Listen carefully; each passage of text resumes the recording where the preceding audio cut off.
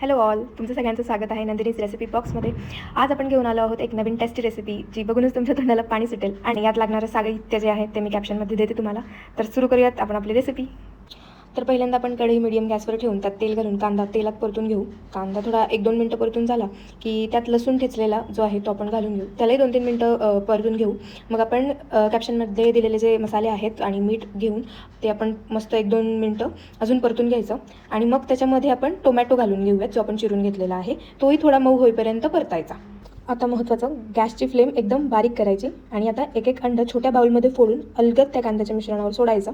आता त्या अंड्यांवरती अगदी चिमूटभर मीठ स्प्रिंकल करायचं, जेणेकरून चांगली चव येते. आणि त्यावरती चॉप्ड कोथिंबीर घालून आणि आता 10 मिनटं आपण त्याला झाकून ठेवायचं शिजण्यासाठी. 10 मिनटानंतर ना आपली रेसिपी तयार होते आणि मस्त तुम्ही चपाती, नान कशासोबतही खाऊ शकता. खूप चविष्ट लागते. तुम्ही कलरसुद्धा बघू शकता त्याचा किती छान आलेला आहे.